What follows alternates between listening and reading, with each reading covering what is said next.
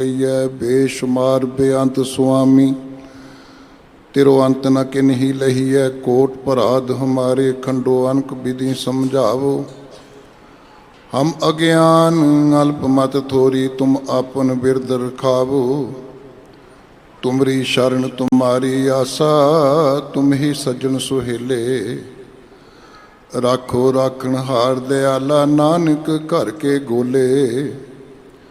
तुमरी शरण तुम्हारी आसा तुम ही सज्जन सुहेले। राखो राखण हार दयाला नानक घर के गोले। ज्यों बुलावें त्यों बोलें स्वामी कुदरत कबन हमारी। साध संग नानक जस गायो जो प्रभ की अत प्यारी। साध संग नानक जस गायो जो प्रभ की अत प्यारी। जुगो जुग अटल शब्द गुरु श्री गुरु ग्रंथ साहब जी की पवित्र पावन हजूरी च इस पावन अस्थान बाला प्रीतम जी की चरण छो गुरुद्वारा बंगला साहब विखे आप जी अमृत वेले तो हाज़री भर रहे हो। क्योंकि सिख नूं जीवन जाच दी है गुरु द्वारा होए सोझी पाए सी। जीवन जीवन का ढंग जीवन की पवित्रता सानू गुरुद्वारे तो ही प्राप्त होनी। गुरुद्वारा ऐसा केंद्र है जिथों गुरमत नाल जुड़न का गुरमत नूं समझण का सुभाग प्राप्त होंदा है। साहब जी ने ऐसा वचन भी किया है सत संगत सतगुर चटसाल है जित हर गुण सिखा। ये चाटशाला है साडी विद्याला है जिथों असी चाटड़े बन के सिखियारती बन के गुरमत के धारनी बनने का यतन करन आते हैं। और जिन्हां उत्ते मालिक बख्शिश कर दिंदा है रहमत कर दिंदा जो अपने आप को समर्पित कर दिंदे ने वो उस पदवी नूं प्राप्त कर लेंदे ने। मेरे तो पहला आप जी ने सन्मानयोग इत्थों के हजूरी रागी जथे पासों गुरबाणी का आसा की वार का शब्द कीर्तन सरवण किया है। जिस कीर्तन की गुरमत विच बहुत बड़ी महत्ता है। जिन्ने भी कर्म धर्म ने उन्हां सारे कर्म धर्मां तो श्रेष्ठ जीवन जाच जे कितों प्राप्त हो सकती वो कीर्ति तो प्राप्त होंदी। निर्वाण कीर्तन गावो करते का निमक सिमरत जित छूटै। उस तो उपरंत आप जी ने सन्मानयोग ज्ञानी जी पासों चल रही गुरु ग्रंथ साहब जी की लड़ीवार विचार के अधीन माझ राग अंदर दर्ज 12 महाबाणी जो साहिब गुरु अर्जन पातशाह जी की उचारण की हुई गुरु ग्रंथ साहब जी के पवित्र पावन अंक 135-36 ते सुभाईमान है। उस दे 12 नंबर पौड़ी का पाठ आप जी ने बड़े आदर सत्कार नाल सरवण किया है। आओ जिथे अमृत वेले तो हाज़री भरन का सुभाग प्राप्त हो रहा है बाणी नाल जुड़न का सुभाग प्राप्त हो रहा है। गुरमत विचार नाल जुड़न लई गल्लां बातां तो संकोच करते हुए चुप का दान बख्शते हुए अपना ध्यान गुरु चरणां नाल जोड़ते हुए फतेह प्रवान करो। आखो वाहिगुरु जी का खालसा वाहिगुरु जी की फतेह। जीवन के आरंभ तो लैके अज तक मनुख सुचम के बारे बड़ा ध्यान रखता है और रखना भी चाहिए। गुरमत ने अंदर ते बाहर की पवित्रता नूं बड़ा मान बख्शिया। गुरु अमरदास पातशाह जी जिन्हां दा अपना बहुत बड़ा तजर्बा है तीर्थ यात्रा करन दा पुनदान करन दा सुचम रखण दा। आप जी ने जदों गुरु अंगद साहब जी की शरण प्राप्त की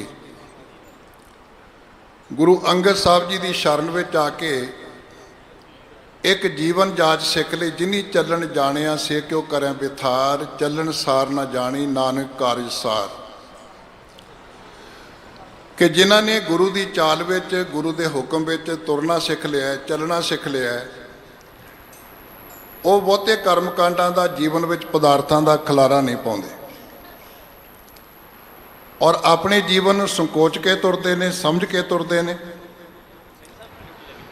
और इस दे नाल ही जिहड़े लोग मनमुखता विच फसे पए ने ਜਿਹੜੇ ਗੁਰੂ ਨਾਲ ਰਲ ਕੇ ਨਹੀਂ ਤੁਰਨਾ ਚਾਹੁੰਦੇ, ਅੰਦਰੋਂ ਭਾਵਨਾਤਮਕ ਤੌਰ ਤੇ ਤਿਆਰ ਨਹੀਂ ਹੁੰਦੇ, ਸਤਿਗੁਰੂ ਕਹਿੰਦੇ ਫਿਰ ਉਹ ਦੁਨਿਆਵੀ ਕਾਰਜਾਂ ਨੂੰ ਸ੍ਰੇਸ਼ਟ ਸਮਝ ਕੇ ਇਹਨਾਂ ਨੂੰ ਸਵਾਰਨ ਵਿੱਚ ਹੀ ਲੱਗੇ ਰਹਿੰਦੇ। ਸਤਿਗੁਰੂ ਜੀ ਨੇ ਜਦੋਂ ਸਾਨੂੰ ਇਹ ਸਮਝਾਉਣ ਦਾ ਯਤਨ ਕੀਤਾ ਵੀ ਜਿਸ ਮਨੁੱਖ ਨੇ ਆਪਣੇ ਗੁਰੂ ਦੇ ਅੰਗ ਸੰਗ ਰਹਿਣਾ ਹੋਵੇ, ਗੁਰੂ ਨੂੰ ਅੰਗ ਸੰਗ ਰੱਖਣਾ ਹੋਵੇ, ਕਿ ਜਿੰਨੇ ਵੀ ਜੀਵਨ ਦੇ ਸਵਾਸ ਨੇ ਉਹ ਤੁਹਾਡੇ ਗੁਰੂ ਦੇ ਨਾਲ ਹੀ ਗੁਜ਼ਰਨ, ਗੁਰੂ ਦੇ ਨਾਲ ਹੀ ਚੱਲਣ, ਉਹਦਾ ਇੱਕੋ ਇੱਕ ਤਰੀਕਾ ਗੁਰੂ ਅਮਰਦਾਸ ਪਾਤਸ਼ਾਹ ਜੀ ਨੇ ਬਖਸ਼ਿਸ਼ ਕੀਤਾ, ਜੋ ਆਨੰਦ ਸਾਹਿਬ ਦੀ ਬਾਣੀ ਅੰਦਰ ਹਰ ਸਿੱਖ ਤਕਰੀਬਨ ਰੋਜ਼ ਪੜ੍ਹਦਾ ਹੈ। ਜੀਉ ਨਿਰਮਲ ਬਾਹਰੋਂ ਨਿਰਮਲ, ਬਾਹਰੋਂ ਨਿਰਮਲ ਜੀਉ ਤਾਂ ਨਿਰਮਲ, ਸਤਿਗੁਰ ਤੇ ਕਰਨੀ ਕਮਾਣੀ। ਕੂੜ ਕੀ ਸੋਏ ਪਹੁੰਚੇ ਨਾਹੀ, ਮਨਸ਼ਾ ਸੱਚ ਸਮਾਣੀ। ਜਨਮ ਰਤਨ ਜਿਨੀ ਖਟਿਆ, ਭਲੇ ਸੇ ਬਣਜਾਰੇ। ਕਹਿ ਨਾਨਕ ਜਿਨ ਮਨ ਨਿਰਮਲ, ਸਦਾ ਰਹੇ ਗੁਰ ਨਾਲੇ। ਲੇਕਿਨ ਬਹੁਤ ਸਾਰੀ ਕਾਇਨਾਤ, ਬਹੁਤ ਸਾਰੇ ਲੋਕ ਧਾਰਮਿਕ ਸਥਾਨਾਂ ਤੇ ਜਾਂਦੇ ਹੈ, ਧਾਰਮਿਕ ਸਥਾਨਾਂ ਤੇ ਪਹੁੰਚਣ ਤੋਂ ਬਾਅਦ ਇਸ਼ਨਾਨ ਸਰੀਰ ਦਾ ਕਰਦੇ ਨੇ। ਸਰੀਰ ਦਾ ਇਸ਼ਨਾਨ ਕਰਨ ਤੋਂ ਬਾਅਦ ਸੋਚਦੇ ਨੇ, ਦਾਨ ਕਰਨ ਤੋਂ ਬਾਅਦ ਸੋਚਦੇ ਨੇ ਕਿ ਅਸੀਂ ਬਹੁਤ ਵੱਡਾ ਕਰਮ ਕੀਤਾ, ਹੁਣ ਸਾਡਾ ਪਿਛਲਾ ਹਿਸਾਬ ਮੁੱਕ ਗਿਆ, ਅੱਗੋਂ ਫਿਰ ਅਸੀਂ ਆਪਣੀ ਮਰਜ਼ੀ ਨਾਲ ਚੱਲਾਂਗੇ। ਲੇਕਿਨ ਸਤਿਗੁਰੂ ਪਾਤਸ਼ਾਹ ਜੀ ਨੇ ਸਾਨੂੰ ਜੋ ਜੀਵਨ ਜਾਚ ਦਿੱਤੀ, ਬਖਸ਼ਿਸ਼ ਕੀਤੀ ਹੈ, ਧੰਨ ਗੁਰੂ ਨਾਨਕ ਪਾਤਸ਼ਾਹ ਜੀ ਨੇ, ਕਿਉਂਕਿ ਆਪ ਜੀ ਨੇ ਕਿਰਪਾ ਕੀਤੀ। ਜਦੋਂ ਬਾਬਾ ਦੇਖਿਆ ਧਿਆਨ ਤਰ ਜਲਤੀ ਸਭ ਪ੍ਰਿਥਵੀ ਦਿਸਿਆਈ, ਬਾਝੋਂ ਗੁਰੂ ਗਵਾਰ ਹੈ ਕਰਦੀ ਸੁਣੀ ਲੁਕਾਈ। ਬਾਬੇ ਪੇਖ ਬਣਾਇਆ ਉਦਾਸੀ ਕਰੀਤ ਚਲਾਈ, ਚੜਿਆ ਸੋਧਣ ਧਰਤ ਲੁਕਾਈ। ਆਪ ਜੀ ਨੇ ਪਹਿਲੀ ਉਦਾਸੀ ਵੀ ਤੀਰਥਾਂ ਦੀ ਕੀਤੀ, ਜਿੱਥੇ ਬਹੁਤ ਸਾਰੇ ਲੋਕ ਜਾ ਕੇ ਕਰਮਕਾਂਡ ਕਰਦੇ ਸਨ, ਤੇ ਗੁਰੂ ਸਾਹਿਬ ਜੀ ਨੇ ਜੋ ਕੁਝ ਵੇਖਿਆ, ਵੇਖਣ ਤੋਂ ਬਾਅਦ ਸਤਿਗੁਰੂ ਪਾਤਸ਼ਾਹ ਜੀ ਨੇ ਫਰਮਾਨ ਕੀਤਾ, ਕਾਇਆ ਕੂੜ ਵਿਗਾੜ ਕਾਹੇ ਨਾਈਐ। ਕਾਇਆ ਨੂੰ ਕੂੜ ਵਿੱਚ ਵਿਗਾੜ ਕੇ ਬਰਬਾਦ ਕਰਕੇ ਫਿਰ ਕਾਹਦੇ ਵਾਸਤੇ ਇਸ਼ਨਾਨ ਕਰਦਾ? ਨਾਤਾ ਸੋ ਪ੍ਰਵਾਨ ਸੱਚ ਸਮਾਈਏ। ਅਸਲ ਵਿੱਚ ਇਸ਼ਨਾਨ ਉਹਦਾ ਪ੍ਰਵਾਨ ਚੜ੍ਹਨਾ ਹੈ, ਉਹਨੇ ਐਕਸੈਪਟ ਹੋਣਾ ਰੱਬ ਦੇ ਦਰ ਦੇ ਉੱਤੇ, ਗੁਰੂ ਦੇ ਦਰ ਦੇ ਉੱਤੇ, ਜਿਹੜਾ ਇਸ਼ਨਾਨ ਪਾਨ ਕਰਨ ਤੋਂ ਬਾਅਦ ਸੱਚ ਵਿੱਚ ਸਮਾ ਜਾਂਦਾ। ਗੁਰੂ ਨਾਨਕ ਪਾਤਸ਼ਾਹ ਜੀ ਨੇ ਸੁਲਤਾਨਪੁਰ ਤੋਂ ਯਾਤਰਾ ਆਰੰਭ ਕੀਤੀ। ਸੁਲਤਾਨਪੁਰ ਤੋਂ ਚੱਲ ਕੇ ਲਾਹੌਰ ਪਹੁੰਚੇ। ਦੁਨੀ ਚੰਦ ਦਾ ਉਧਾਰ ਕੀਤਾ, ਉਹਨੂੰ ਸਮਝਾਇਆ ਮਾਇਆ ਜਿਹੜੀ ਨਾਲ ਨਹੀਂ ਜਾਣ ਵਾਲੀ, ਇਹਦੀ ਸਵਰਤੋਂ ਕਰਨੀ ਚਾਹੀਦੀ ਹੈ, ਭਲੇ ਵਾਸਤੇ ਵਰਤਣੀ ਚਾਹੀਦੀ ਹੈ। ਫਿਰ ਸਤਿਗੁਰੂ ਪਾਤਸ਼ਾਹ ਜੀ ਮਾਤਾ ਪਿਤਾ ਕੋਲ ਪਹੁੰਚੇ, ਆਪਣੇ ਪ੍ਰੋਗਰਾਮ ਬਾਰੇ ਦੱਸਿਆ। ਉਸ ਤੋਂ ਬਾਅਦ ਐਮਨਾਬਾਦ ਪਹੁੰਚੇ, ਭਾਈ ਲਾਲੋ ਜੀ ਨੂੰ ਨਵਾਜਿਆ, ਮਾਲਕ ਭਾਗੋ ਦਾ ਉਧਾਰ ਕੀਤਾ ਕਿ ਹੱਕ ਦੀ ਕਮਾਈ ਜਿਹੜੀ ਉਹ ਕਰਨੀ ਚਾਹੀਦੀ ਹੈ।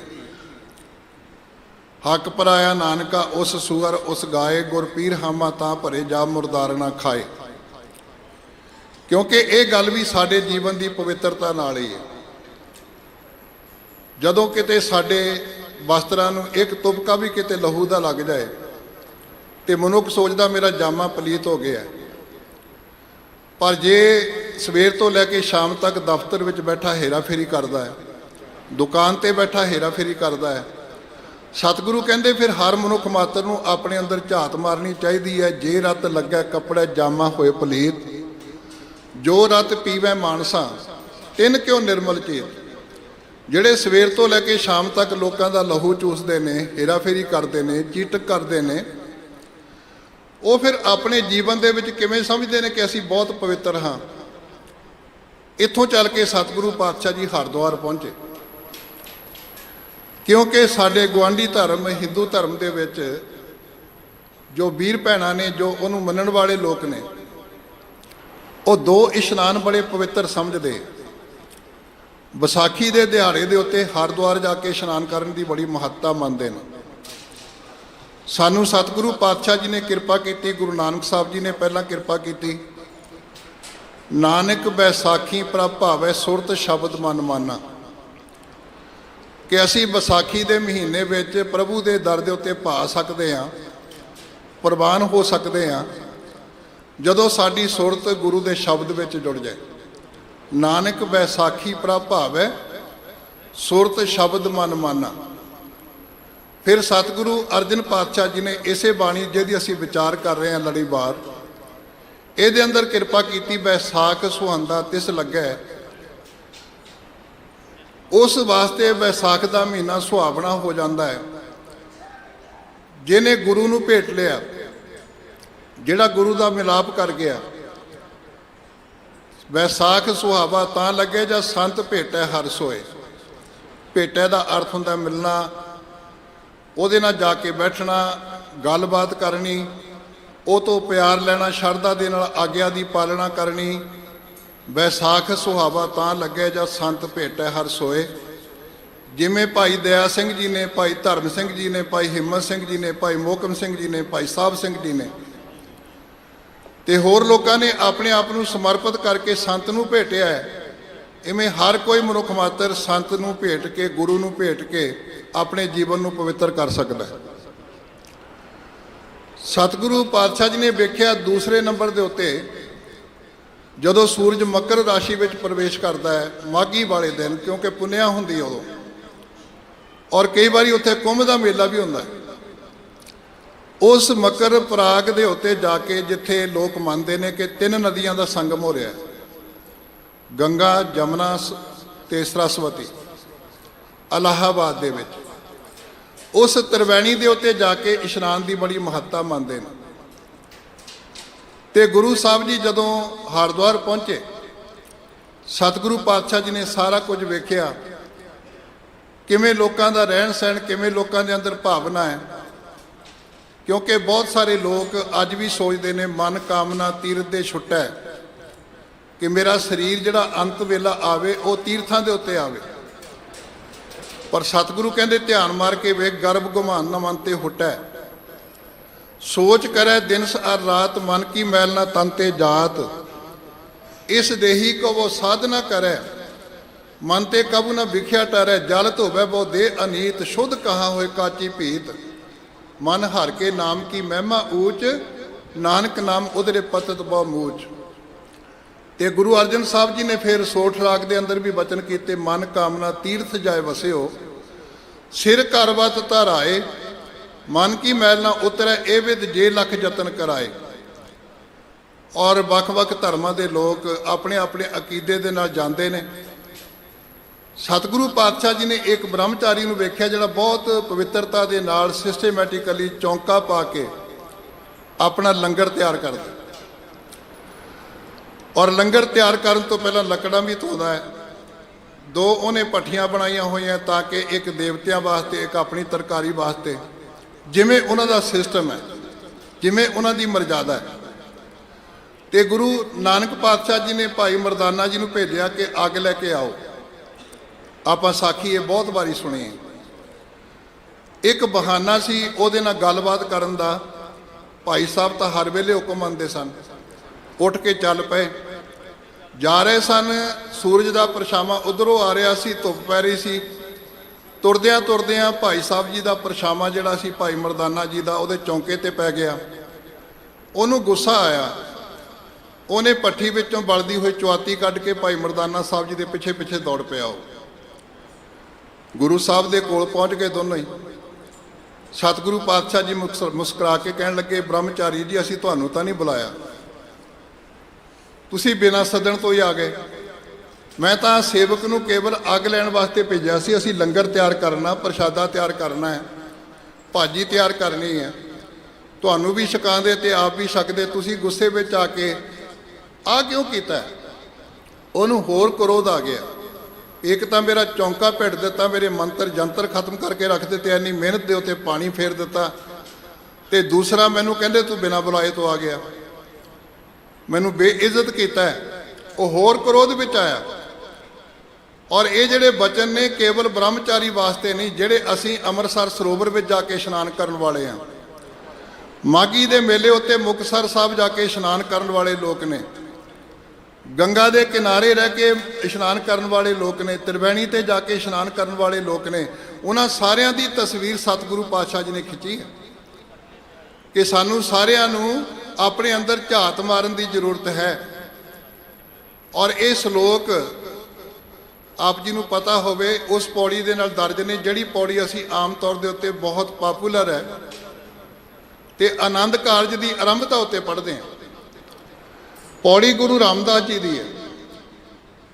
ਕੀਤਾ ਲੋੜੀਐ ਕੰਮ ਸੋ ਹਰਿ ਪੈ ਆਖੀ ਹੈ, ਕਾਰਜ ਦੇ ਸਵਾਰ ਸਤਿਗੁਰ ਸਤ ਸਾਖੀ ਹੈ, ਸੰਤਾ ਸੰਗ ਨਿਦਾਨ ਅੰਮ੍ਰਿਤ ਚਾਖੀ ਹੈ, ਪੈ ਪੰਜਨ ਮਿਹਰਬਾਨ ਦਾਸ ਕੀ ਰਾਖੀ ਹੈ, ਨਾਨਕ ਹਰ ਗੁਣ ਗਾਏ ਅਲਖ ਪ੍ਰਭ ਲਾਖੀ ਹੈ। ਔਰ ਮੈਂ ਹੱਥ ਜੋੜ ਕੇ ਬੇਨਤੀ ਕਰਾਂ, ਜਿਹੜਾ ਕੰਮ ਕਰਨ ਵਾਲਾ ਨਾ ਉਹ ਕੇਵਲ ਆਨੰਦ ਕਾਰਜ ਤੱਕ ਸੀਮਤ ਨਹੀਂ। ਇਹ ਪੌੜੀ ਅਸੀਂ ਆਨੰਦ ਕਾਰਜ ਵੇਲੇ ਪੜ੍ਹਨੀ ਹੈ। ਔਦ ਘਟੈ ਦਿਨ ਸਰਹਿਣਾ ਰੇ, ਮਨ ਗੁਰ ਮਿਲ ਕਾਜ ਸਵਾਰੇ। ਸਾਡਾ ਸਵਾਸ ਸਵਾਸ ਜੀਵਨ ਘਟ ਰਿਹਾ, ਗੁਰੂ ਨੂੰ ਮਿਲ ਕੇ ਕਾਰਜ ਸਵਾਰਨਾ। ਕਿਹੜਾ ਕਾਰਜ ਸਵਾਰਨਾ? ਸਤਿਗੁਰੂ ਪਾਤਸ਼ਾਹ ਜੀ ਨੇ ਜਦੋਂ ਉਹਦੇ ਅੰਦਰ ਝਾਤ ਮਾਰ ਕੇ ਵੇਖੀ, ਉਹਨੂੰ ਐਗਜ਼ਾਮਨ ਕੀਤਾ ਨਾ, ਕਹਿੰਦੇ ਹਰ ਮਨੁੱਖ ਮਾਤਰ ਜੋ ਤੀਰਥਾਂ ਤੇ ਘੁੰਮ ਰਿਹਾ, ਇੱਕ ਗੱਲ ਦਾ ਧਿਆਨ ਕਰਕੇ ਵੇਖੇ, ਕੁਬੁੱਧ ਡੂਮਣੀ। ਕਹਿਣ ਲੱਗੇ ਬ੍ਰਹਮਚਾਰੀ ਜੀ, ਤੁਹਾਡੇ ਅੰਦਰ ਇੱਕ ਭੈੜੀ ਮੱਤ ਬੈਠੀ ਹੈ, ਜਿਹੜਾ ਮਰਾਸਣ ਦਾ ਰੂਪ ਧਾਰਨ ਕਰਕੇ ਬੈਠੀ। ਤੁਸੀਂ ਨੀਵੀਂ ਜਾਤ ਨੂੰ ਬੜੀ ਨਫ਼ਰਤ ਕਰਦੇ ਹੋ ਨਾ, ਸ਼ੂਦਰ ਸਮਝ ਕੇ ਦੁਰਕਾਰਦੇ ਹੋ, ਪਰ ਸਾਰੇ ਅੰਦਰ ਝਾਤ ਮਾਰ ਕੇ ਵੇਖੀਏ ਆਪਣੇ, ਸਾਡੇ ਅੰਦਰ ਕਿਤੇ ਇੱਕ ਬੁੱਧੀ ਤਾਂ ਨਹੀਂ ਬੈਠੀ? ਕਿ ਅਸੀਂ ਗੁਰੂ ਤੋਂ ਅਕਲ ਪ੍ਰਾਪਤ ਕਰਨ ਦਾ ਉੱਚੀ ਮੱਤ ਜੋ ਅਰਦਾਸ ਕਰਦੇ ਹਾਂ, ਸਿੱਖਾਂ ਦਾ ਮਨ ਨੀਵਾਂ ਮੱਤ ਉੱਚੀ, ਉਸ ਮੱਤ ਨੂੰ ਉੱਚਾ ਕਰਨ ਦਾ ਯਤਨ ਕੀਤਾ ਹੈ? ਸਤਿਗੁਰੂ ਕਹਿੰਦੇ ਤੇਰੇ ਅੰਦਰ ਇੱਕ ਮਰਾਸਣ ਬੈਠੀ ਹੈ, ਕੁਬੁੱਧ ਡੂਮਣੀ, ਕੁਦਇਆ ਕਸਾਇਣ। ਇੱਕ ਆ ਕਸਾਈ ਦਾ ਰੂਪ ਧਾਰਨ ਕਰਕੇ ਬੈਠੀ ਹੈ, ਦੁਨੀਆ ਦੇ ਉੱਤੇ ਜ਼ੁਲਮ ਕਰਨਾ, ਇਹੋ ਜਿਹੇ ਬਚਨ ਕਰਨੇ ਜਿਹਦੇ ਨਾਲ ਅਗਲੇ ਦਾ ਹਿਰਦਾ ਫੂਕਿਆ ਜਾਏ, ਸੜ ਜਾਏ, ਜਾਂ ਫਿਰ ਤਲਵਾਰ ਚੁੱਕ ਕੇ ਜ਼ੁਲਮ ਕਰਨਾ, ਪਾਪ ਕਰਨਾ। ਕੁਦਇਆ ਕਸਾਇਣ ਪਰ ਨਿੰਦਾ ਘਟ ਚੂੜੀ। ਸਤਿਗੁਰੂ ਕਹਿੰਦੇ ਤੁਸੀਂ ਸਵੀਪਰ ਨੂੰ ਬੜਾ ਨੀਵਾਂ ਸਮਝਦੇ ਹੋ ਨਾ, ਜਿਹੜਾ ਕੂੜਾ ਇਕੱਠਾ ਕਰਦੀ ਹੈ, ਗੰਦਗੀ ਚੁੱਕਦੀ ਹੈ, ਪਰ ਜਦੋਂ ਤੁਸੀਂ ਇੱਕ ਦੂਜੇ ਦਾ ਖਿਲਾਰਦੇ ਹੋ, ਗੰਦ ਬਿਨਾਂ ਮਤਲਬ ਤੋਂ ਗੱਲਾਂ ਕਰਦੇ ਹੋ, ਤੇ ਜਿਹੜਾ ਧਿਆਨ ਨਾਲ ਸੁਣਦਾ ਹੈ, ਸਤਿਗੁਰੂ ਕਹਿੰਦੇ ਅੰਦਰ ਦੇਖੋ ਤੁਹਾਡੇ ਕਿਤੇ ਬੈਠੀ ਤਾਂ ਨਹੀਂ? ਕੁਬੁੱਧ ਡੂਮਣੀ ਕੁਦਇਆ ਕਸਾਇਣ ਪਰ ਨਿੰਦਾ ਘਟ ਚੂੜੀ, ਮੁੱਠੀ ਕ੍ਰੋਧ ਚੰਡਾਲ।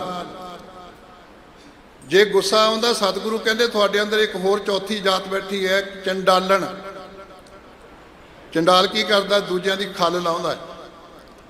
ਕੁਬੁੱਧ ਡੂਮਣੀ ਕੁਦਇਆ ਕਸਾਇਣ ਪਰ ਨਿੰਦਾ ਘਟ ਚੂੜੀ, ਮੁੱਠੀ ਕ੍ਰੋਧ ਚੰਡਾਲ, ਕਾਰੀ ਕੱਢੀ ਕਿਆਥੀ ਹੈ ਜਾਂ ਚਾਰੇ ਬੈਠੀਆਂ ਨਾਲ।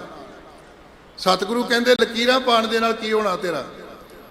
ਜੇ ਚਾਰ ਅਲਾਮਤਾਂ ਤੇਰੇ ਅੰਦਰ ਬੈਠੀਆਂ ਨੇ, ਇਹ ਚਾਰ ਨੀਵੀਆਂ ਜ਼ਾਤਾਂ ਤੇਰੇ ਅੰਦਰ ਬੈਠੀਆਂ ਨੇ। ਸਤਿਗੁਰੂ ਪਾਤਸ਼ਾਹ ਜ਼ਾਤ ਪਾਤ ਨੂੰ ਬਿਲਕੁਲ ਨਹੀਂ ਮੰਨਦੇ, ਮੂਲ ਤੋਂ ਹੀ ਰੱਦ ਕੀਤਾ ਇਹਨੂੰ। ਸਾ ਜਾਤ ਸਾ ਪਤ ਹੈ ਜਿਹੇ ਕਰਮ ਕਮਾਏ, ਜਾਤੀ ਦਾ ਕਿ ਹੱਥ ਸੱਚ ਪਰਖੀ ਹੈ, ਮੋਹਰਾ ਹੋਵੇ ਹੱਥ ਮਰੀ ਹੈ ਚੱਖੀ ਹੈ। ਲੇਕਿਨ ਸਤਿਗੁਰੂ ਕਹਿੰਦੇ ਨਾਨਕ ਨਾਵੇਂ ਬਾਝ ਸਨਾਤ, ਖਸਮ ਵਿਸਾਰੇ ਤੇ ਕਮਜ਼ਾਤ, ਨਾਨਕ ਨਾਵੇਂ ਬਾਝ ਸਨਾਤ। ਜਿਹੜਾ ਖਸਮ ਨੂੰ ਭੁੱਲ ਕੇ ਜੀਵਨ ਜਿਉਂਦਾ ਨਾ, ਸਭ ਤੋਂ ਨੀਵੀਂ ਜ਼ਾਤ ਦਾ ਬੰਦਾ ਉਹ। ਰੋਜ਼ ਅਸੀਂ ਆਪਣੇ ਨਿਤਨੇਮ ਦੀ ਬਾਣੀ ਰਹਿਰਾਸ ਸਾਹਿਬ ਦੇ ਅੰਦਰ ਪੜ੍ਹਦੇ ਹਾਂ, ਖਸਮ ਵਿਸਾਰੇ ਤੇ ਕਮਜ਼ਾਤ, ਨਾਨਕ ਨਾਵੇਂ ਬਾਝ ਸਨਾਤ। ਸਨਾਤ ਦਾ ਅਰਥ ਕੀ ਹੁੰਦਾ? ਪ੍ਰੇਤ ਭੂਤ। ਜਿਹੜਾ ਬੰਦਾ ਨਾਮ ਨੂੰ ਵਿਸਾਰ ਕੇ ਜ਼ਿੰਦਗੀ ਬਤੀਤ ਕਰ ਰਿਹਾ ਹੈ, ਉਹ ਆਪਣੀ ਜ਼ਿੰਦਗੀ ਇੱਕ ਭੂਤ ਦੀ ਤਰ੍ਹਾਂ, ਇੱਕ ਪ੍ਰੇਤ ਦੀ ਤਰ੍ਹਾਂ ਬਤੀਤ ਕਰ ਰਿਹਾ ਹੋਇਆ, ਆਵਾਗਮਨ ਦੇ ਚੱਕਰ 'ਚ ਪਿਆ ਹੋਇਆ ਬਤੀਤ ਕਰ ਰਿਹਾ ਹੈ। ਸਤਿਗੁਰੂ ਕਹਿੰਦੇ ਕਾਰੀ ਕੱਢੀ ਕਿਆਥੀ ਹੈ ਜਾਂ ਚਾਰੇ ਬੈਠੀਆਂ ਨਾਲ। ਉਹਨੇ ਹੱਥ ਜੋੜੇ ਵੀ ਸੱਚੇ ਪਾਤਸ਼ਾਹ ਮੈਂ ਕਰਾਂ ਕੀ ਹੁਣ? ਇਹ ਤਾਂ ਤੁਸੀਂ ਮੈਨੂੰ ਦਿਖਾਤਾ ਸਭ ਕੁਝ ਵੀ ਮੇਰੇ ਅੰਦਰ ਆ ਅਲਾਮਤਾਂ ਬੈਠੀਆਂ। ਅਸੀਂ ਗੁਰੂ ਕੋਲ ਬੈਠ ਕੇ ਆਪਣਾ ਐਗਜ਼ਾਮਨ ਆਪ ਕਰੀਏ, ਕਿਉਂਕਿ ਸਾਨੂੰ ਰੋਜ਼ ਹੁਕਮ ਹੁੰਦਾ ਹੈ ਕਿ ਬੰਦੇ ਖੋਜ ਦਿਲ ਹਰ ਰੋਜ਼, ਨਾ ਫਿਰ ਪਰੇਸ਼ਾਨੀ ਮਾਹੇ। ਸਾਡੀ ਆਦਤ ਕੀ, ਅਸੀਂ ਦੂਜੇ ਦੇ ਔਗਣ ਵੇਖਦੇ ਹਾਂ। ਬਾਬਾ ਫਰੀਦ ਜੀ ਦਾ ਆਖਾ ਮੰਨ ਲਈਏ, ਫਰੀਦਾ ਜੇ ਤੂੰ ਅਕਲ ਲਤੀਫ, ਕਾਲੇ ਲਿਖ ਨਾ ਲੇਖ, ਆਪਰੜੇ ਗਿਰੀਬਾਨ ਮੈਂ ਸਿਰ ਨੀਵਾਂ ਕਰ ਦੇਖ। ਜਦੋਂ ਉਹਦੀ ਤਸਵੀਰ ਪ੍ਰਗਟ ਕਰ ਦਿੱਤੀ ਗੁਰੂ ਸਾਹਿਬ ਨੇ, ਉਹਦਾ ਭਲਾ ਕਰਨ ਵਾਸਤੇ, ਸਾਡਾ ਭਲਾ ਕਰਨ ਵਾਸਤੇ, ਵੀ ਹਰ ਮਨੁੱਖ ਮਾਤਰ ਦੇ ਅੰਦਰ ਜੇ ਇਹ ਚਾਰ ਅਲਾਮਤਾਂ ਪਈਆਂ ਨਾ, ਚਾਹੇ ਤੁਸੀਂ ਗੰਗਾ 'ਚ ਇਸ਼ਨਾਨ ਕਰੋ, ਚਾਹੇ ਅੰਮ੍ਰਿਤ ਸਰੋਵਰ ਅੰਮ੍ਰਿਤਸਰ ਸਾਹਿਬ ਜਾ ਕੇ ਕਰੋ, ਚਾਹੇ ਮੁਕਤਸਰ ਸਾਹਿਬ ਜਾ ਕੇ ਕਰੋ, ਕੁਝ ਨਹੀਂ ਬਣਨ ਲੱਗਾ, ਅੰਦਰੋਂ ਨਿਰਮਲਤਾ ਨਹੀਂ ਪ੍ਰਾਪਤ ਹੋਣ ਲੱਗੀ। ਸਤਿਗੁਰੂ ਪਾਤਸ਼ਾਹ ਕੀ ਕੀਤਾ ਜਾਏ? ਸਤਿਗੁਰੂ ਪਾਤਸ਼ਾਹ ਜੀ ਨੇ ਕਿਰਪਾ ਕੀਤੀ, ਸੱਚ ਸੰਜਮ, ਕਰਨੀ ਕਾਰਾਂ, ਨਾਵਣ ਨਾਉ ਜਪੇਹੀ ਨਾਨਕ ਅੱਗੇ ਊਤਮ ਸਹੀ ਜੇ ਪਾਪਾ ਪੰਦ ਨਾ ਦੇਹੀ। ਸਤਿਗੁਰੂ ਕਹਿੰਦੇ ਸੱਚ ਰੂਪ ਜੀਵਨ ਦਾ ਸੰਜਮ ਪ੍ਰਾਪਤ ਕਰੋ। ਕਰਨੀ ਆਪਣੀ ਨੂੰ ਐਡੀ ਚੰਗੀ ਬਣਾਓ, ਇਹ ਲਕੀਰਾਂ ਬਣ ਜਾਣ, ਹੱਦਬੰਦੀ ਬਣ ਜਾਏ, ਤੁਹਾਡੇ ਕਰਨੀ ਐਸੀ ਚੰਗੀ ਕਰਨੀ ਹੋਵੇ ਕਿ ਬੁਰਾਈਆਂ ਤੁਹਾਡੇ ਨੇੜੇ ਨਾ ਆ ਸਕਣ। ਸੱਚ ਸੰਜਮ ਕਰਨੀ ਕਾਰਾਂ ਨਾਵਣ ਨਾਉ ਜਪੇਹੀ ਨਾਨਕ ਅੱਗੇ ਊਤਮ ਸਹੀ ਜੇ ਪਾਪਾ ਪੰਦ ਨਾ ਦੇਹੀ। ਪੰਦ ਦਾ ਅਰਥ ਹੁੰਦਾ ਸਾਥ ਦੇਣਾ। ਪ੍ਰਭੂ ਦੇ ਦਰ ਦੇ ਉੱਤੇ ਉਹ ਲੋਕ ਉੱਤਮ ਗਿਣੇ ਜਾਂਦੇ ਨੇ ਜਿਹੜੇ ਪਾਪਾਂ ਤੋਂ ਮੁਕਤ ਹੋ ਕੇ ਜ਼ਿੰਦਗੀ ਜਿਉਂਦੇ ਆ। ਇਹ ਪਹਿਲਾ ਸ਼ਲੋਕ ਪੌੜੀ ਦੇ ਨਾਲ ਦਰਜ ਹੈ।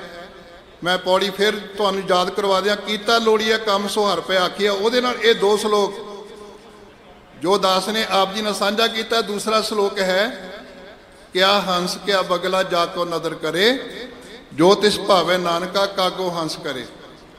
ਇਹ ਗੁਰੂ ਸਮਰੱਥਾ ਰੱਖਦਾ ਕਿ ਕਾਂ ਵਰਗਾ ਕਾਲਾ ਬੰਦਾ ਵੀ, ਅਪਵਿੱਤਰ ਬੰਦਾ ਵੀ, ਗੰਦਗੀ 'ਚ ਮੂੰਹ ਮਾਰਨ ਵਾਲਾ ਬੰਦਾ ਵੀ ਜਦੋਂ ਗੁਰੂ ਦੇ ਕੋਲ ਆਉਂਦਾ ਨਾ, ਉਹ ਹੰਸ ਬਿਰਤੀ ਪ੍ਰਾਪਤ ਕਰ ਲੈਂਦਾ ਹੈ।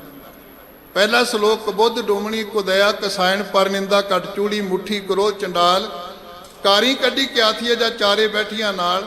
ਆਹ ਹੈ ਕਾਰਜ ਜਿਹਨੂੰ ਗੁਰੂ ਰਾਮਦਾਸ ਜੀ ਕਹਿ ਰਹੇ ਵੀ ਇਹ ਕੀਤਾ ਲੋੜੀਆ ਕੰਮ ਸੋ ਹਰਿ ਪੈ ਆਖੀ ਹੈ। ਜੇ ਤੂੰ ਆਪਣੇ ਅੰਦਰ ਪਵਿੱਤਰਤਾ ਪੈਦਾ ਕਰਨੀ ਚਾਹੁੰਦਾ ਨਾ, ਫਿਰ ਹਰੀ ਦੇ ਅੱਗੇ ਅਰਦਾਸ ਕਰ, ਮਾਲਕ ਦੇ ਅੱਗੇ ਅਰਦਾਸ ਕਰ, ਉਹ ਤੇਰੀ ਅਰਦਾਸ ਪ੍ਰਵਾਨ ਕਰੇ, ਤੈਨੂੰ ਪਵਿੱਤਰਤਾ ਦੀ ਦਾਤ ਦੇਵੇ। ਫਿਰ ਸਤਿਗੁਰੂ ਕਹਿੰਦੇ ਇਹ ਗੁਰੂ ਕੋਲ ਜਾ ਕੇ ਕਾਰਜ ਹੋਣਾ ਹੈ। ਗੁਰੂ ਇਹ ਸਮਰੱਥਾ ਰੱਖਦਾ। ਗੁਰੂ ਉੱਤੇ ਕੋਈ ਸ਼ੰਕਾ ਨਾ ਕਰੋ ਵੀ ਅਸੀਂ ਬਹੁਤ ਗਏ ਗੁਜ਼ਰਿਆ, ਨਹੀਂ, ਕਿੰਨਾ ਵੀ ਗਿਆ ਗੁਜ਼ਰਿਆ ਹੋਵੇ। ਪਸ਼ੂ ਪ੍ਰੇਤ ਮੁਗਧ ਕੋ ਤਾਰੇ, ਪਾਹਨ ਪਾਰ ਉਤਾਰੇ, ਨਾਨਕ ਦਾਸ ਤੇਰੀ ਸ਼ਰਨਾਈ ਸਦਾ ਸਦਾ ਬਲਿਹਾਰੇ। ਇਸ ਕਰਕੇ ਗੁਰੂ ਨਾਨਕ ਪਾਤਸ਼ਾਹ ਜੀ ਨੇ ਦੂਜਾ ਸ਼ਲੋਕ ਦਰਜ ਕੀਤਾ, ਕਿਆ ਹੰਸ ਕਿਆ ਬਗਲਾ ਜਾ ਕੋ ਨਦਰ ਕਰੇ, ਜੋ ਤਿਸ ਭਾਵੇ ਨਾਨਕਾ ਕਾਗੋ ਹੰਸ ਕਰੇ। ਇਸ ਕਰਕੇ ਸਤਿਗੁਰੂ ਅਰਜਨ ਪਾਤਸ਼ਾਹ ਜੀ ਨੇ ਕਿਰਪਾਲਤਾ ਕੀਤੀ। ਜਿਵੇਂ ਮੈਂ ਦਾਸ ਨੇ ਕੱਲ ਬੇਨਤੀ ਕੀਤੀ ਸੀ ਕਿ ਪੌੜੀ ਦੀ ਆਖਰੀ ਪੰਕਤੀ ਜਿਹੜੀ ਹੈ ਉੱਥੋਂ ਵਿਚਾਰ ਆਰੰਭ ਕੀਤੀ ਜਾਏ, ਤੇ ਬਾਕੀ ਪੌੜੀਆਂ ਦੀ ਵਿਚਾਰ ਆਪਣੇ ਆਪ ਹੀ ਮਿਲਦੀ ਜਾਂਦੀ ਹੈ।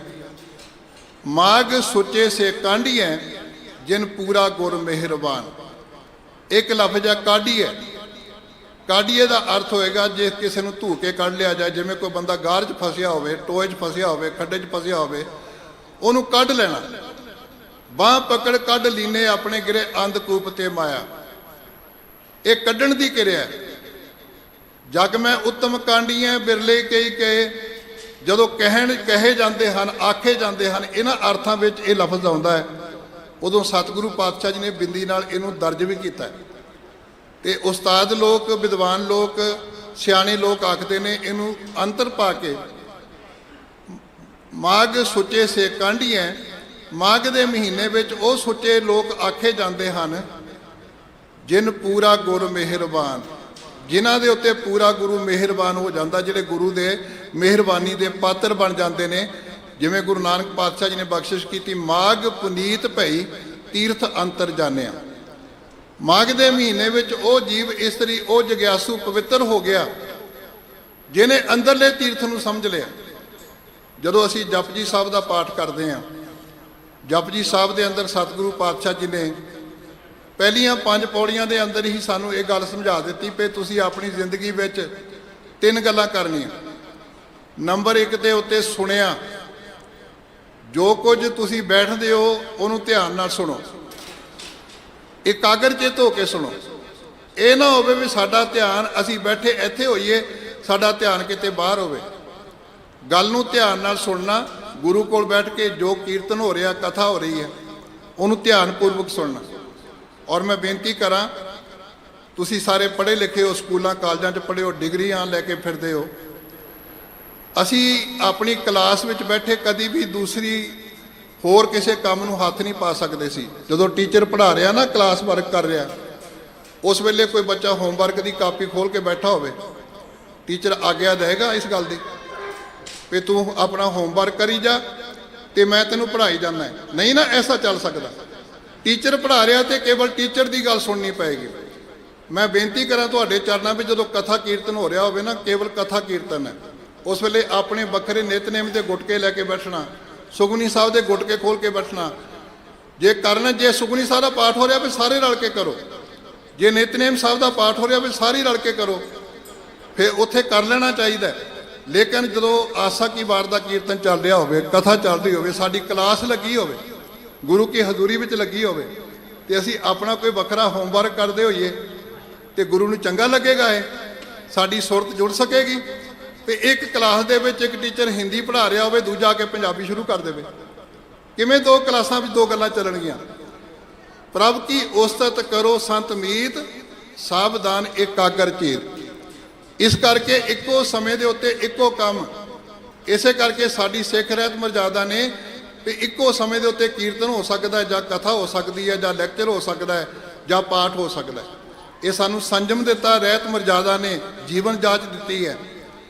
ਤੇ ਮੈਂ ਬੇਨਤੀ ਕਰ ਰਿਹਾ ਸਾਂ, ਸਤਿਗੁਰੂ ਕਹਿੰਦੇ 3 ਕੰਮ ਕਰਨੇ ਆ, ਤੁਹਾਨੂੰ ਤੀਰਥਾਂ ਦੇ ਭਟਕਣ ਦੀ ਲੋੜ ਨਹੀਂ। ਸੁਣਿਆ, ਸੁਣਨ ਤੋਂ ਬਾਅਦ ਜੇ ਇਸ ਕੰਨ ਤੋਂ ਕੱਢ ਪਾਇਆ ਤੇ ਇੱਧਰ ਕੱਢ ਦਿੱਤਾ, ਉੱਥੇ ਜਾ ਕੇ ਫਿਰ ਕਬੀਰ ਸਾਹਿਬ ਨੂੰ ਪੜ੍ਹ ਲਓ। ਕਬੀਰ ਸਾਚਾ ਸਤਿਗੁਰ ਕਿਆ ਕਰੇ, ਜੋ ਸਿੱਖਾਂ ਮੈਂ ਚੂਕ, ਅੰਧੇ ਏਕ ਨ ਲਾਗੇ ਜਿਉ ਬਾਂਸ ਬਜਾਈਐ ਫੂਕ। ਇਹ ਕੰਨ ਉਸ ਰੱਬ ਨੇ ਪਿਆਲੇ ਦਿੱਤੇ ਨੇ ਜਿਹਦੇ ਰਾਹੀਂ ਅਸੀਂ ਬਾਣੀ ਨੂੰ ਪੀਣਾ ਹੈ, ਅੰਮ੍ਰਿਤ ਨੂੰ ਪੀਣਾ ਹੈ, ਸ਼ਬਦ ਨੂੰ ਛਕਣਾ ਹੈ। ਸੁਣਿਆ, ਮੰਨਿਆ, ਫਿਰ ਇਹਨੂੰ ਮੰਨਣ ਕਰਨਾ ਹੈ। ਮੰਨਣ ਤੋਂ ਬਾਅਦ ਮਨ ਕੀਤਾ ਭਾਉ। ਸੁਣਿਆ, ਮੰਨਿਆ, ਮਨ ਕੀਤਾ ਭਾਉ, ਫਿਰ ਕੀ ਨਤੀਜਾ ਹੋਏਗਾ? ਅੰਤਰਗਤ ਤੀਰਥ ਮਲ ਨਾਓ। ਤੁਹਾਡੀ ਅੰਦਰਲੀ ਗਤੀ ਸਹਿ ਸੁਭਾਅ ਹੋ ਜਾਏਗੀ, ਘਰ ਬੈਠਿਆਂ ਹੋ ਜਾਏਗੀ, ਕੰਮਕਾਰ ਕਰਦਿਆਂ ਹੋ ਜਾਏਗੀ, ਆਪਣੇ ਪੁੱਤਰਾਂ ਧੀਆਂ ਵਿੱਚ ਰਹਿੰਦਿਆਂ ਹੋ ਜਾਏਗੀ। ਤੁਹਾਨੂੰ ਵਿਸ਼ੇਸ਼ ਤੌਰ ਦੇ ਉੱਤੇ ਕਿਸੇ ਤੀਰਥ ਤੇ ਭਟਕਣ ਦੀ ਲੋੜ ਨਹੀਂ। ਅੰਤਰਗਤ ਤੀਰਥ ਮਲ ਨਾਓ। ਤੁਸੀਂ ਮਲ ਮਲ ਕੇ ਇਸ਼ਨਾਨ ਕਰ ਲਿਆ ਜਦੋਂ ਤੁਸੀਂ ਆਪਣੀ ਜ਼ਿੰਦਗੀ ਵਿੱਚ ਆਹ 3 ਗੱਲਾਂ ਕਰ ਲਈਆਂ, ਸੁਣਿਆ, ਮੰਨਿਆ, ਮਨ ਕੀਤਾ ਭਾਉ, ਅੰਤਰਗਤ ਤੀਰਥ ਮਲ ਨਾਓ। ਤੇ ਸਤਿਗੁਰੂ ਕਹਿੰਦੇ ਜਿਹੜੇ ਲੋਕ ਆਪਣੇ ਜੀਵਨ ਦੇ ਵਿੱਚ ਇਹ ਮਿਹਰਬਾਨੀ ਦੇ ਪਾਤਰ ਬਣ ਜਾਂਦੇ ਨੇ, ਜਿਨ੍ਹਾਂ ਤੇ ਗੁਰੂ ਮਿਹਰਬਾਨ ਹੋ ਜਾਂਦਾ ਹੈ, ਮਾਗ ਸੁੱਚੇ ਸੇ ਕਾਂਢੀਐ ਜਿਨ ਪੂਰਾ ਗੁਰ ਮਿਹਰਬਾਨ।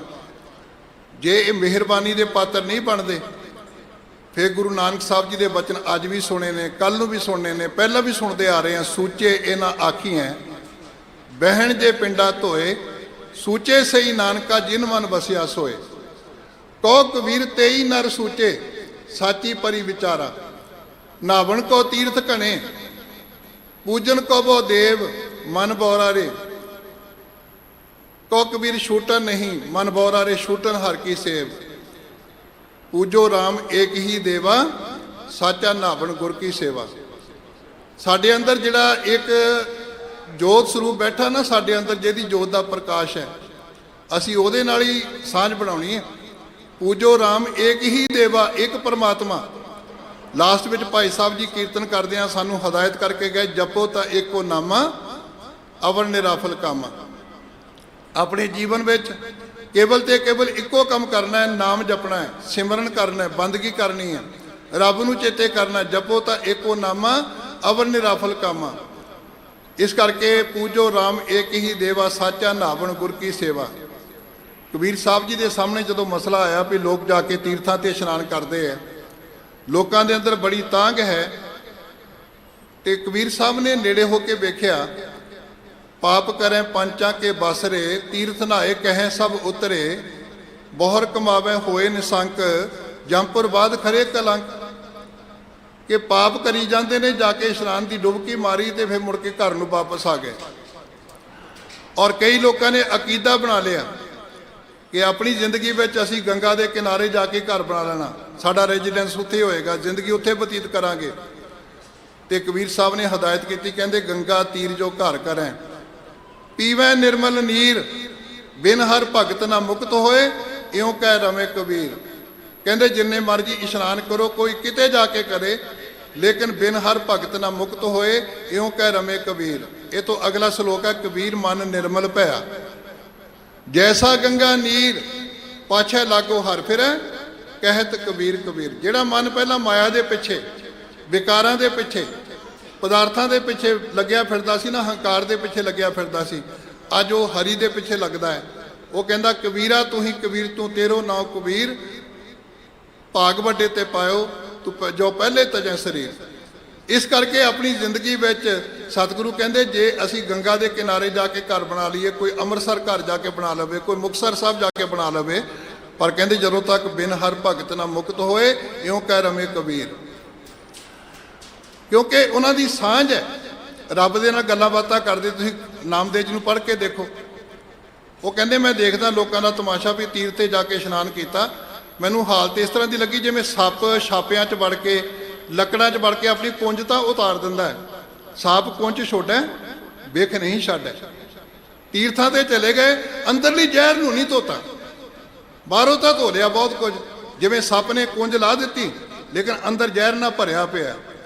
साप कुंज छोड़ै बेख नहीं छड्डै। इवें ही बहुत सारे लोगों ने ऐसा किया। ते कबीर साहब कहते मेरे मालिक मैं तेरे नाल गल सांझी करनी चाहुंदा, झगड़ा एक नवेरो राम, जो तुम अपने जन सो काम, ब्रह्मा बड़ा के जास उपाया, वेद बड़ा के जहां ते आया। गल करदियां करदियां कहण लगे मैनूं एक गल दा जवाब दिओ मेरे परमात्मा जी, मेरे वाहिगुरू जी, तीर्थ बड़ा के हर का दास, कहो कबीर हों भया उदास, तीर्थ बड़ा के हर का दास। फिर जवाब ये मिलिया भी तीर्थ बड़ा नहीं, तीर्थ तां हरि दे दास करके बनिया। तुसीं गुरुद्वारा भट्ठा साहब जाते हो, गुरुद्वारा अंब साहब जाते हो, गुरुद्वारा रीठा साहब जाते हो, रीठे तो बहुत सारिया थावां ते होणगे, तुसीं उत्थे जाके किसी नूं कह सकते हो रीठा साहब गुरुद्वारा है? किहड़ा रीठा साहब बनिया? जिथे गुरु के चरण पए। आ एक आम बंगला सी, राजा जय सिंह का बंगला सी। राजे तो बहुत बंगलियां च रहिंदे ने, लेकिन हर थां दी जाके जिथे औरंगजेब रहिंदा सी उहनूं बंगला साहब आखोगे? उहनूं सीसगंज आखोगे? ये बंगला साहब कदों बनिया? जदों बाला प्रीतम धन गुरु हरकृष्ण साहब जी के चरण पए। जिथे जाए बह मेरा सतगुरु सो थान सुहावा, राम राजे। जे टाली दे दरखत के थां सतगुरु के चरण पै गए, टाली साहब बन गया। गुरु हरा साहब जी के चरण पै गए, मोहाली अंब साहब बन गया, पट्ठा साहब बन गया। ये किवें बन गया? जदों गुरु के चरणों की पवित्रता की शोभ प्राप्त हुई। इस करके सतगुरु कहते जिहड़ा तीर्थ बनया ना वो प्रभु के दास करके बनया। इस करके अपनी जिंदगी च ये गल अकीदा कर लीए कि तीर्थ मनुख नहीं पैदा करता, बल्कि मनुख तीर्थ पैदा करते हैं। इस करके सतगुरु पातशाह जी ने पहले जामे के अंदर ही कृपा की। गुरु नानक साहब जी ने जो पहली उदासी में मैं बेनती की, पहली विसाखी नूं सतगुरु हरिद्वार सन, तो जो माघ के महीने में पहुंचे सतगुरु पातशाह जी माघी के जोड़ मेले के उत्ते सतगुरु इलाहाबाद पहुंच गए। इलाहाबाद इन्हां लोगों ने एक भरम जाल खड़ा किया होया सी। उत्थे सी अक्षय वट। वट का अर्थ तुसीं समझते हो, हिंदी जानते हो। वट मैंने बोड़, बोड़ का दरखत, उहदे उत्ते पंडितां नूं जोड़े पुजारी ने सब कुछ दान करन तो बाद जिहड़ा बंदा छाल मार के मर जाए वो कहते सी मुक्त हो गया। बड़ी चलाकी सी उन्हां दी। उस अक्षय वट, अक्षय का भाव जिहड़ा नाश ना होवे, जहांगीर ने अपने राज प्रबंध दे विच वट नूं खत्म कर दिता। इस अक्षय वट नूं पुटा दिता। गुरु नानक साहब उत्थे गए तो गुरु नानक साहब जी ने कृपा की, जिवें हरिद्वार बाणी उचारण की ना, कुबुद्ध डुमणी कदया कसायण पर निंदा घट चोली। साखी कर कहते गुरु नानक पातशाह जी ने फिर तीर्थ की गल समझाई कि आ केवल तुसी जल पानी दे विच इशनान करन दी गल नहीं है, बल्कि तीर्थ नहावन जाओ, तीर्थ नाम है, तीर्थ शब्द विचार अंतर ज्ञान है, गुर ज्ञान साचा तान तीर्थ दस पुरब सदा दशहरा, और नाम हर का सदा जाचों देह प्रभ तरनी तरा। कि मेरे वास्ते गुरु के शब्द की विचार, मेरे वास्ते प्रभु का नाम ही तीर्थ है। इस करके सतगुरु कहते तैनूं तीर्थां ते भटकण की लोड़ नहीं, तू अपनी जिंदगी च की करना। जदों तेरे ते पूरा गुरु मेहरबान हो गया ना, फिर तू किहड़ी जिंदगी जिउणी है। लोग तो 68 तीर्थां ते भटकते फिरते हैं, तुरते फिरते हैं, जाते हैं, लेकिन तू एक काम करना है। जदों तेरे ते रहमत हो जाए, बख्शिश हो जाए, माघ सुचे से कांडियां जिन पूरा गुर मेहरबान, माघ मज्जन संग साधुआं धूड़ी कर इशनान। 68 तीर्थ जै साध पग धरें, तै वैकुंठ जै नाम उचरें। जिथे साधु जन जाके गुरु जन जाके चरण धरते हैं ना, वो 68 तीर्थ बन तो भी किते उत्तम जगह बन जाती। 68 तीर्थ जहाँ साध पग धरें तां वैकुंठ जै नाम उचरें। तो सतगुरु कहते तू फिर एक काम करना है, माघ मज्जन संग साधुआं, तू गुरु की संगत करके, साधुआं की संगत करके, निर्मल जीवन वालियां की संगत करके, महापुरखों की संगत करके ਆਪਣੇ ਅੰਦਰ ਦਾ ਇਸ਼ਨਾਨ ਕਰਨਾ ਹੈ। ਮਾਘ ਮੱਜਨ ਸੰਗ ਸਾਧੂਆਂ, ਐਸਾ ਨਾ ਹੋਵੇ ਲੋਕੀ 68 ਤੀਰਥ ਨਹਾਈ ਕੌੜਾਪਣ ਤਉ ਨਾ ਜਾਈ। ਤੂੰ ਅੰਦਰੋਂ ਇਸ਼ਨਾਨ ਕਰਨਾ, ਜਿਵੇਂ ਮੈਂ ਬੇਨਤੀ ਕਰ ਚੁੱਕਾ, ਸੁਣਿਆ ਮੰਨਿਆ ਮਨ ਕੀਤਾ ਭਾਉ ਅੰਤਰਗਾ ਤੀਰਥ ਮਲ ਨਾਓ। ਮਾਝ ਮਗਨ ਮੱਜਨ ਸੰਗ ਸਾਧੂਆਂ ਧੂੜੀ ਕਰ ਇਸ਼ਨਾਨ। ਮੱਜਨ ਦਾ ਅਰਥ ਹੈ ਇਸ਼ਨਾਨ ਕਰਨਾ। ਇਹਦੇ ਮੁਕਾਬਲੇ ਦਾ ਸ਼ਬਦ ਹੈ ਮੰਜਨ। ਜਦੋਂ ਟਿੱਪੀ ਲੱਗ ਜਾਏਗੀ ਅਰਥ ਹੀ ਬਦਲ ਜਾਣਗੇ ਉਹਦੇ। ਮੱਜਨ ਮੈਨੇ ਇਸ਼ਨਾਨ, ਮੰਜਨ ਮੈਨੇ ਦਾਤਣ, ਜੋ ਅਸੀਂ ਬ੍ਰਸ਼ ਕਰਦੇ ਹਾਂ। ਟਿੱਪੀ ਲੱਗਣ ਦੇ ਨਾਲ ਇਹਦੀ ਸਾਊਂਡ ਵੀ ਚੇਂਜ ਹੋ ਜਾਂਦੀ, ਇਹਦਾ ਅਰਥ ਵੀ ਬਦਲ ਜਾਂਦਾ ਹੈ। ਇੱਥੇ ਹੈ ਮਾਘ ਮੱਜਨ ਸੰਗ ਸਾਧੂਆਂ ਧੂੜੀ ਕਰ ਇਸ਼ਨਾਨ।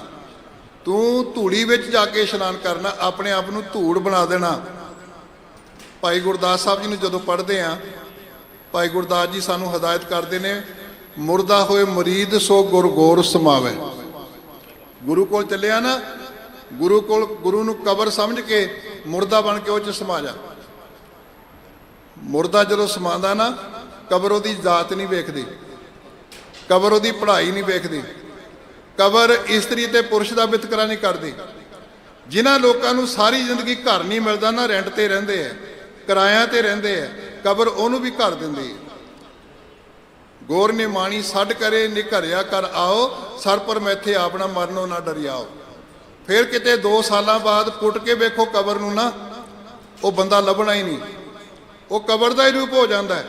ਜਿਹੜਾ ਇਸ ਕਬਰ ਵਿੱਚ ਜਾ ਕੇ ਸਮਾ ਗਿਆ ਨਾ, ਉਹ ਗੁਰੂ ਨਾਨਕ ਬਣ ਗਿਆ। ਉਹ ਖਾਲਸਾ ਮੇਰਾ ਰੂਪ ਹੈ, ਖਾਸ ਬਣ ਗਿਆ। ਉਹ ਉਹਦੀ ਆਪਣੀ ਹੋਂਦੀ ਖਤਮ ਹੋ ਜਾਂਦੀ ਹੈ। ਨਾਨਕ ਤੂੰ ਲੈਣਾ ਤੂੰ, ਗੁਰ ਅਮਰ ਤੂੰ ਵਿਚਾਰਿਆ, ਗੁਰ ਡਿੱਠਾ ਤਾਂ ਮਨ ਸੁਧਾਰਿਆ। ਇਸ ਕਰਕੇ ਮੁਰਦਾ ਹੋਏ ਮੁਰੀਦ ਸੋ ਗੁਰ ਗੋਰ ਸਮਾਵੇ, ਸ਼ਬਦ ਸੁਰਤ ਲਿਵ ਲੀਨ ਹੋਏ ਉਹ ਆਪ ਗਵਾਵੇ। ਲੱਤਾਂ ਹੇਠ ਲਤਾੜੀਏ ਮਨ ਦਬ ਵਿਛਾਵੇ, ਆਪਣੇ ਆਪ ਨੂੰ ਘਾਹ ਦੀ ਤਰ੍ਹਾਂ ਵਿਛਾ ਦੇਣਾ। ਤੇ ਫਿਰ ਭਾਏ ਭਗਤ ਨਿਬਾਨ ਹੋਏ ਗੁਰਮਤਿ ਠਹਿਰਾਵੇ। ਆਪਣੇ ਮਨ ਨੂੰ ਨੀਵਾਂ ਕਰਕੇ ਨਾ, ਜਿਹੜੀ ਅਸੀਂ ਅਰਦਾਸ ਕਰਦੇ ਹਾਂ ਸਿੱਖਾਂ ਦਾ ਮਨ ਨੂੰ ਨੀਵਾਂ ਕਰਕੇ ਗੁਰਮਤਿ ਠਹਿਰਾਵੇ। ਗੁਰਮਤਿ ਨੂੰ ਅੰਦਰ ਠਹਿਰਾਉਣਾ ਹੈ, ਗੁਰਮਤਿ ਨੂੰ ਅੰਦਰ ਰੋਕਣਾ ਹੈ। ਚਰਨ ਸਾਧ ਕੇ ਧੋਏ ਤੋਂ ਪੀਓ, ਅਰਪ ਸਾਧ ਕੋ ਆਪਣਾ ਜੀਓ। ਸਾਧ ਕੀ ਧੂਰ ਕਰੋ ਇਸ਼ਨਾਨ, ਸਾਧ ਉੱਪਰ ਜਾਈਏ ਕੁਰਬਾਨ। ਕਿਹੜਾ ਸਾਧ? ਕੇਵਲ ਗੁਰੂ, ਜਿਹਦੇ ਬਾਰੇ ਗੁਰੂ ਅਰਜਨ ਪਾਤਸ਼ਾਹ ਜੀ ਆਪ ਕਿਰਪਾ ਕਰਦੇ ਨੇ। ਅਗੰਮ ਅਗਾਧ ਪਾਰ ਬ੍ਰਹਮ ਸੋਏ, ਜੋ ਜੋ ਕਹੈ ਸੋ ਮੁਕਤਾ ਹੋਏ। ਸੁਨ ਮੀਤਾ ਨਾਨਕ ਬਿਨਵੰਤਾ, ਸਾਧ ਜਨਾ ਕੀ ਅਚਰਜ ਕਥਾ।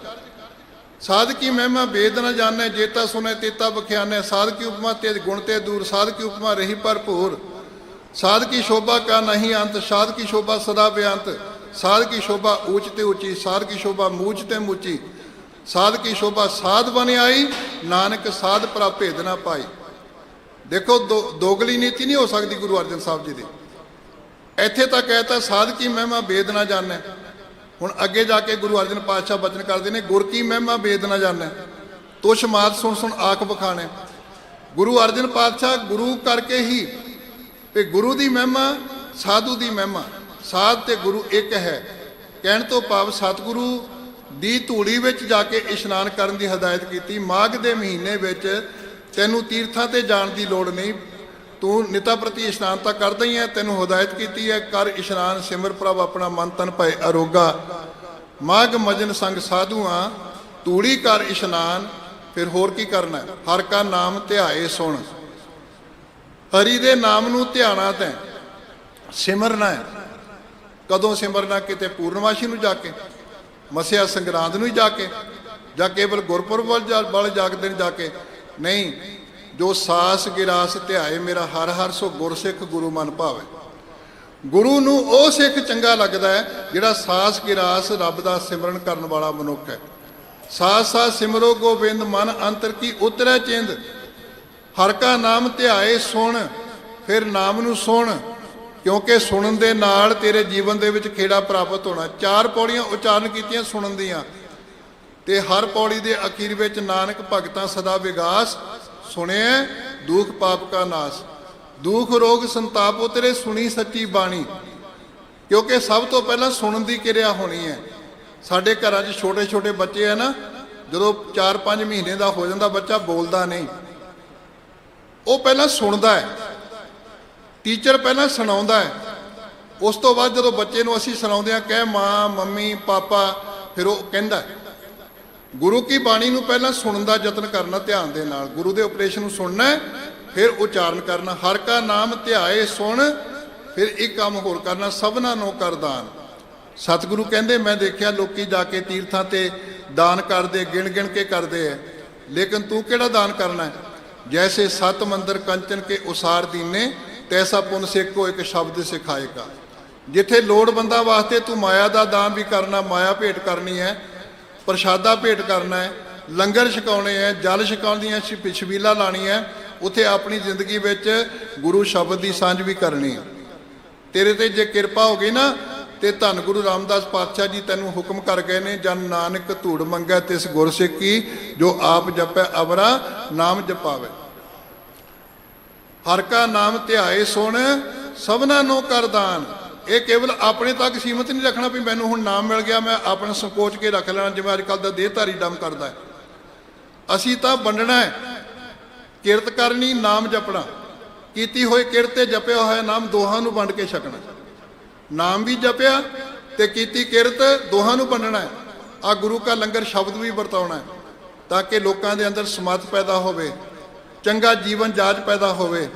ਮਾਘ ਮਜਨ ਸੰਗ ਸਾਧੂਆਂ ਧੂੜੀ ਕਰ ਇਸ਼ਨਾਨ, ਹਰ ਕਾ ਨਾਮ ਧਿਆਏ ਸੁਣ, ਸਭਨਾ ਨੂੰ ਕਰ ਦਾਨ।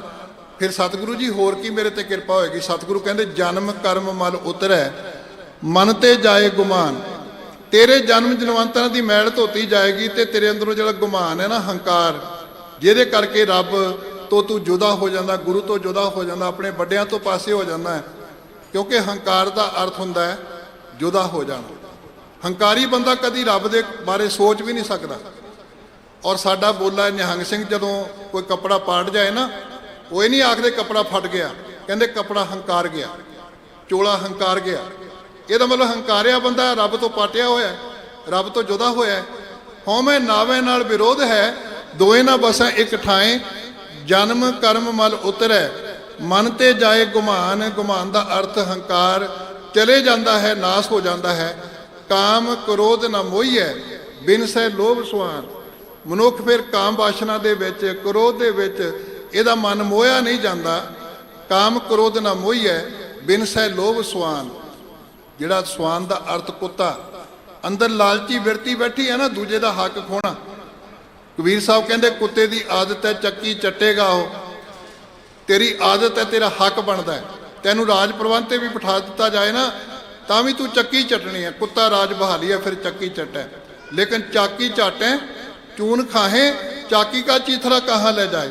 ਤੂੰ ਤਾਂ ਪਰੋਲਾ ਵੀ ਕੱਢ ਕੇ ਭੱਜ ਗਿਆ। ਜਿੰਨਾ ਸਾਨੂੰ ਹੱਕ ਬਣਦਾ ਆਪਣਾ ਲੈਣਾ, ਉਹਨੂੰ ਨਹੀਂ ਛੱਡਣਾ, ਲੇਕਿਨ ਦੂਜੇ ਦਾ ਹੱਕ ਖੋਹ ਲੈਣਾ। ਫਿਰ ਸਾਡੇ ਵਾਸਤੇ ਹੱਕ ਪਰਾਇਆ ਨਾਨਕਾ, ਉਸ ਸੂਅਰ ਉਸ ਗਾਏ। ਬਹੁ ਪਰਪੰਚ ਕਰ ਪਰ ਤਨ ਲਿਆਵੇ, ਸੁਧਾਰਾ ਪੈ ਆਨ ਲੁਟਾਵੇ। ਜੋ ਕੂਕਰ ਹਰ ਕਾਇਆ ਧਾਵੇ ਦਹਿ ਜਾਏ। ਲੋਭੀ ਜੰਤ ਨ ਜਾਣੀ ਪੱਖ ਅਪੱਖ ਸਭ ਖਾਏ। ਤੇ ਜਿਹਦੇ ਤੇ ਕਿਰਪਾ ਹੋ ਜਾਂਦੀ, ਮਿਹਰਬਾਨ ਹੋ ਜਾਂਦਾ ਗੁਰੂ ਨਾ। ਮਾਘ ਮਜਨ ਸੰਗ ਸਾਧੂਆਂ ਧੂੜੀ ਕਰ ਇਸ਼ਨਾਨ, ਹਰ ਕਾ ਨਾਮ ਧਿਆਏ ਸੁਣ, ਸਭਨਾ ਨੂੰ ਕਰ ਦਾਨ। ਜਨਮ ਕਰਮ ਮਲ ਉਤਰੇ, ਮਨ ਤੇ ਜਾਏ ਗੁਮਾਨ। ਕਾਮ ਕ੍ਰੋਧ ਨਾ ਮੋਹੀਐ, ਬਿਨ ਸੈ ਲੋਭ ਸੁਆਨ। ਲੋਭ ਰੂਪੀ ਕੁੱਤਾ ਫਿਰ ਬਿਨਸ ਜਾਂਦਾ, ਖਤਮ ਹੋ ਜਾਂਦਾ ਹੈ। ਕੁੱਤੇ ਦੀ ਡਬਲ ਸੈਂਸ ਹੈ, ਇੱਕ ਵਫਾਦਾਰੀ ਵੀ ਹੈ ਤੇ ਦੂਸਰੀ ਲਾਲਚੀ ਬਿਰਤੀ ਵੀ ਹੈ। ਇੱਕ ਥਾਂ ਦੇ ਉੱਤੇ ਇੱਕੋ ਸੈਂਸ ਨੂੰ ਲੈ ਕੇ ਗੁਰੂ ਸਾਹਿਬ ਗੱਲ ਕਰਦੇ ਆ। ਜੋ ਕੂਕਰ ਹਰ ਕਾਇਆ ਧਾਵੇ ਦਹਿ ਜਾਏ, ਲੋਭੀ ਜੰਤ ਨ ਜਾਣੀ ਪੱਖ ਅਪੱਖ ਸਭ ਖਾਏ। ਦੁਆਰੇ ਦੁਆਰ ਸਵਾਨ ਜਿਉ ਡੋਲਤ, ਨੈ ਸੁਧ ਰਾਮ ਭਜਨ ਕੀ। ਲੇਕਿਨ ਜਦੋਂ ਉਹਦੀ ਵਫਾਦਾਰੀ ਦੀ ਗੱਲ ਕੀਤੀ ਹੈ, ਅਸੀਂ ਅੱਜ ਪੁੱਛਦੇ ਹਾਂ ਥਾਂ ਥਾਂ ਤੇ ਜਾ ਕੇ ਵੀ ਰੱਬ ਦਾ ਸਿਮਰਨ ਕਿਵੇਂ ਕਰਨਾ, ਬੰਦਗੀ ਕਿਵੇਂ ਕਰਨੀ। ਤੇ ਗੁਰੂ ਤੇਗ ਬਹਾਦਰ ਸਾਹਿਬ ਜੀ ਦੇ ਸਾਹਮਣੇ ਜਦੋਂ ਇਹ ਮਸਲਾ ਆਇਆ ਨਾ, ਸਤਿਗੁਰੂ ਕਹਿੰਦੇ ਬੰਦਗੀ ਕਰਨ ਦਾ ਤਰੀਕਾ ਪਤਾ ਕੀ ਹੈ? ਬੜਾ ਸੌਖਾ ਤਰੀਕਾ। ਇਹਦੇ 'ਚ ਨਾ ਭਾਸ਼ਾਵਾਂ ਦੀ ਬਹੁਤੀ ਜ਼ਰੂਰਤ, ਭਾਸ਼ਾਵਾਂ ਸਿੱਖਣੀਆਂ ਅਸੀਂ, ਲੇਕਿਨ ਸਿਮਰਨ ਭਾਸ਼ਾਵਾਂ ਦਾ ਗੁਲਾਮ ਨਹੀਂ ਨਾ, ਰੱਬ ਭਾਸ਼ਾਵਾਂ ਦਾ ਗੁਲਾਮ ਨਹੀਂ। ਜਿਹਦੀ ਉਦਾਹਰਨ ਦਿੱਤੀ ਉਹ ਕੋਈ ਭਾਸ਼ਾ ਨਹੀਂ ਜਾਣਦਾ। ਉਹ ਕੁੱਤਾ ਕੋਈ ਅੰਗਰੇਜ਼ੀ ਪੰਜਾਬੀ ਜਾਣਦਾ, ਲੇਕਿਨ ਸਤਿਗੁਰੂ ਤੇਗ ਬਹਾਦਰ ਸਾਹਿਬ ਜੀ ਫੈਸਲਾ ਸੁਣਾ ਰਹੇ ਨੇ। ਸੁਆਮੀ ਕੋ ਗ੍ਰਹਿ ਜਿਉ ਸਦਾ, ਸਵਾਨ ਤਜਤ ਨਹੀਂ ਨਿਤ। ਨਾਨਕ ਇਹ ਵਿਦ ਹਰ ਭਜੋ, ਇੱਕ ਮਨ ਹੋਏ ਇੱਕ ਚਿੱਤ। ਕਿ ਜੇ ਤੂੰ ਸਿੱਖਣਾ ਚਾਹੁੰਦਾ ਵੀ ਰੱਬ ਦਾ ਸਿਮਰਨ ਕਿਵੇਂ ਕਰਨਾ, ਕਿਵੇਂ ਸਮਰਪਿਤ ਹੋਣਾ, ਫਿਰ ਕੁੱਤੇ ਦੀ ਵਫਾਦਾਰੀ ਤੋਂ ਸਿੱਖ ਕਿਵੇਂ ਮਾਲਕ ਦਾ ਬਣ ਕੇ ਰਹਿੰਦਾ ਹੈ। ਇਹ ਤਰੀਕਾ ਹੈ ਸਭ ਤੋਂ ਵਧੀਆ ਤਰੀਕਾ ਸਿਮਰਨ ਕਰਨ ਦਾ, ਬੰਦਗੀ ਕਰਨ ਦਾ। ਜਦੋਂ ਤੂੰ ਇਸ ਗੱਲ ਨੂੰ ਅਪਣਾ ਲਵੇਂਗਾ ਨਾ, ਫਿਰ ਸੰਸਾਰ ਕੀ ਆਖੇਗਾ, ਸੱਚੇ ਮਾਰਗ ਚੱਲਦੇ ਆ ਉਸਤਤ ਕਰੇ ਜਹਾਨ। ਫਿਰ ਤੈਨੂੰ ਕਹਿਣ ਦੀ ਲੋੜ ਨਹੀਂ ਪੈਣੀ, ਤੈਨੂੰ ਆਪਣੇ ਬੈਨਰ ਲਾਉਣ ਦੀ ਜ਼ਰੂਰਤ ਨਹੀਂ ਪੈਣੀ। ਸੱਚੇ ਮਾਰਗ ਚੱਲਦੇ ਆ ਉਸਤਤ ਕਰੇ ਜਹਾਨ। ਅੱਜ ਗੁਰੂ ਨਾਨਕ ਪਾਤਸ਼ਾਹ ਜੀ ਤੋਂ ਲੈ ਕੇ 10ਵੇਂ ਪਾਤਸ਼ਾਹ ਜੀ ਤੱਕ ਭਗਤਾਂ ਦੀ ਗੱਲ, ਜਿਹੜੇ ਅੱਜ ਵੀ ਚੰਗੇ ਕੰਮ ਕਰਦੇ ਨੇ, ਲੋਕ ਉਹਨਾਂ ਨੂੰ ਜਾਣ ਤੋਂ ਬਾਅਦ ਵੀ ਚੇਤੇ ਕਰਦੇ ਆ। ਸੱਚੇ ਮਾਰਗ ਚੱਲਦੇ ਆ, ਸੱਚੇ ਦੇ ਮਾਰਗ ਤੇ ਤੁਰਦਿਆਂ ਹੋਇਆਂ ਉਸਤਤ ਕਰੇ ਜਹਾਨ।